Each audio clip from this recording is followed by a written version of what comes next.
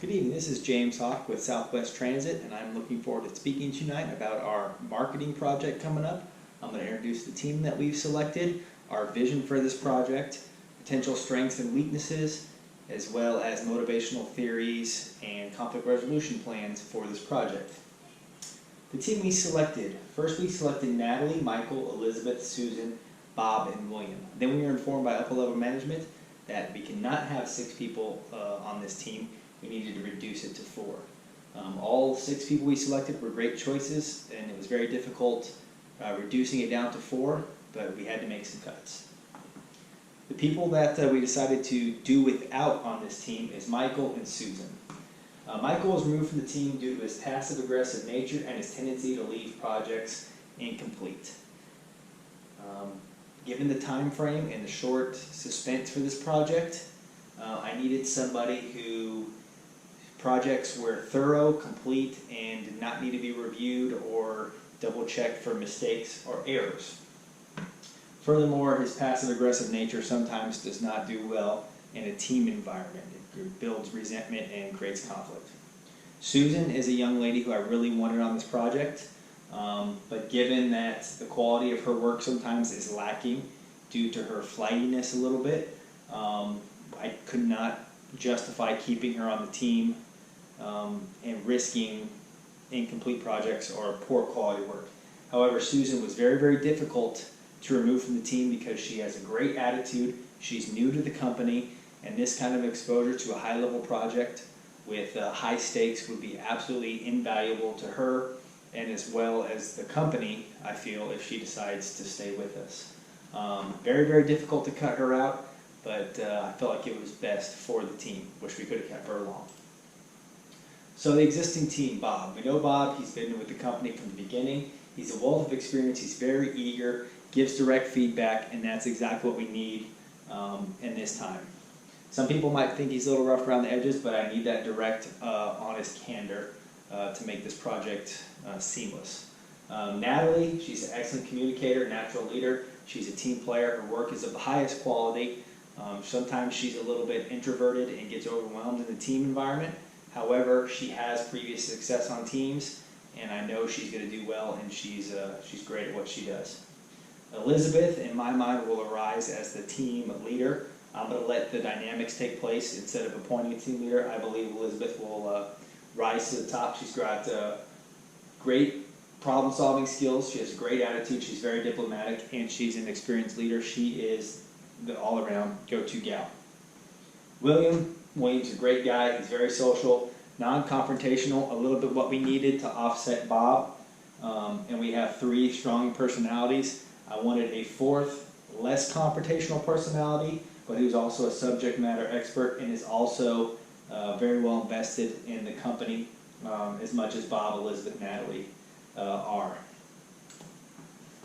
Team strengths. We got Bob and William both nearing retirement.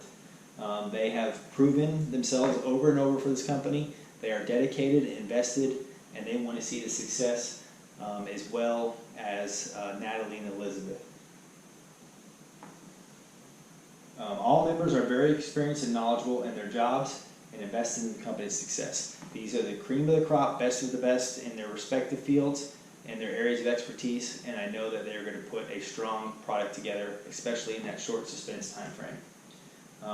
The last strength, and it's very, very important to be noted, is they've all worked on team projects before.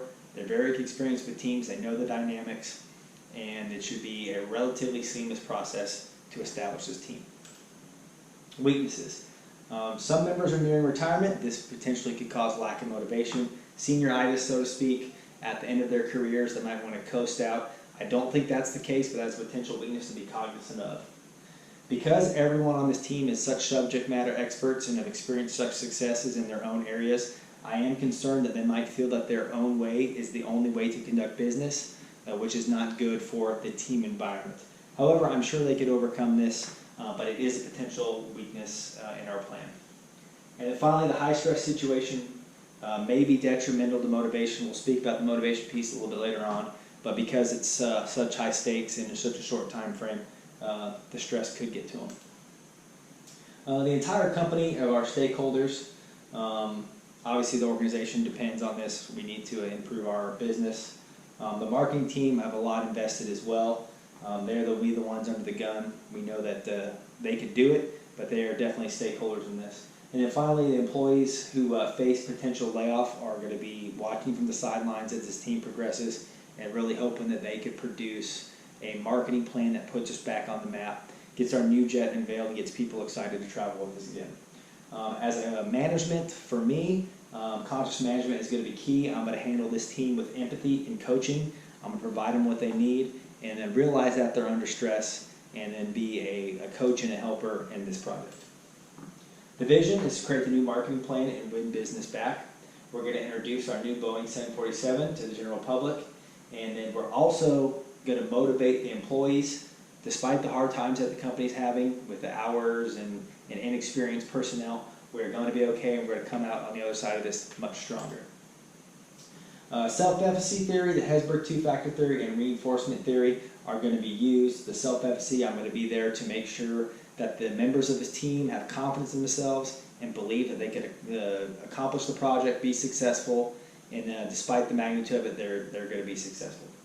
The Hesberg two-factor theory, I'm going to make sure that their need for recognition and they have all the hygiene issues, requirements that they need will be met as far as emotional and physical, and they will have all the tools to get the job done correctly the first time. And we know there's going to be hard times and difficulties with this project, so we're just going to reinforce the mission, reinforce that they can do it, and provide that positive motivation to get through this project. Conflict resolution, we're going to use the Thomas Kilmann model of conflict resolution. We know each individual will use their own method of conflict resolution throughout, but we are going to be pushing the compromising and the collaborating. That's what we need out of this team. That's what's going to make us successful. We will see all these stages, but compromising and collaborating is what will push us over the edge. I appreciate your time. I believe that we have assembled the right team. I know that we're going to meet this project despite the high risks, the big implication, and the short time frame, but I know that Southwest Transit is going to emerge as a #1 regional carrier, and people are going to get excited about traveling with us again, and more importantly, employees are going to be excited about working with us and know they have a secure future. Thank you.